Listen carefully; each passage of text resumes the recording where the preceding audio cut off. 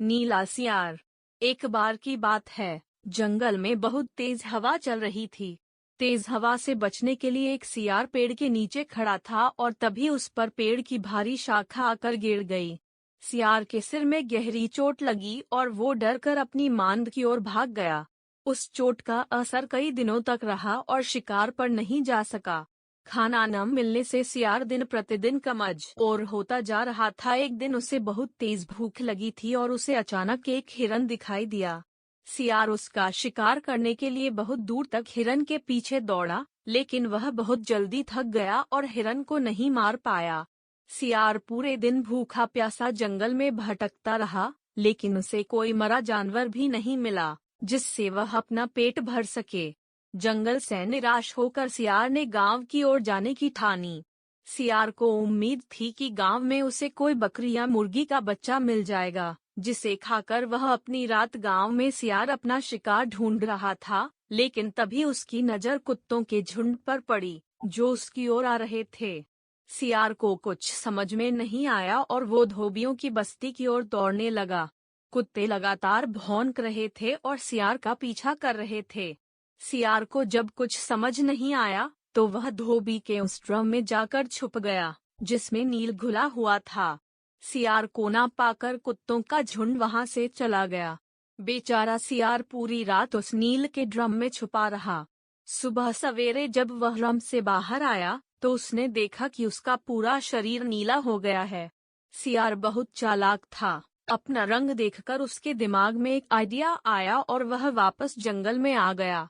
जंगल में पहुंचकर उसने ऐलान किया कि वह भगवान का संदेश देना चाहता है, इसलिए सारे जानवर एक जगह इकट्ठा हो जाएं। सारे जानवर सियार की बात सुनने के लिए एक बड़े पेड़ के नीचे एकत्रित हो गए। सियार ने जानवरों की सभा में कहा, क्या किसी ने कभी नीले रंग का कोई जानवर देखा है? मुझे ये अनोखा रंग भगवान ने दिया है और कहा है कि तुम जंगल पर राज करो।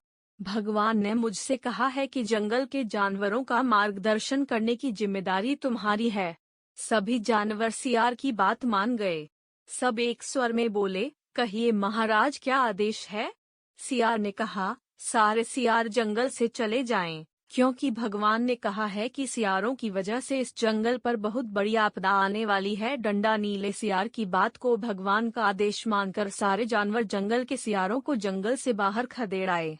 ऐसा नीले सियार ने इसलिए किया क्योंकि अगर सियार जंगल में रहते तो उसकी पोल खुल सकती थी। अब नीला सियार जंगल का राजा बन चुका था। मोर उसे पंखा झलते और बंदर उसके पैर दबाते। डंडा सियार का मन किसी जानवर को खाने का करता तो वह उसकी बलि मांग लेता।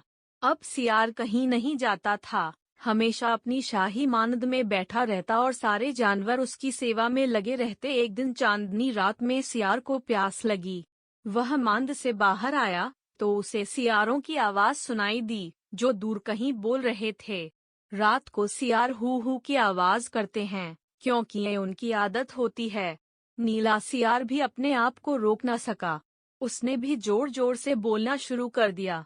शोर सुनकर आसपास बोलना शुरू कर दिया। शोर सुनकर आसपास के सभी जानवर जाग गए। उन्होंने नीले सियार को हू हू की आवाज निकालते हुए देखा। तब उन्हें पता चला कि ये एक सियार है और इसने हमें बेवकूफ बनाया है। अब नीले सियार की पोल खुल चुकी थी। यह पता चलते ही सारे जानवर उस पर टूट पड़े और उसे मार डाला। कहानी से सीख, हमें कभी झूठ नहीं बोलना चाहिए। एक न एक दिन पोल खुल जाती है। किसी को भी ज्यादा दिनों तक बेवकूफ नहीं बनाया जा सकता है।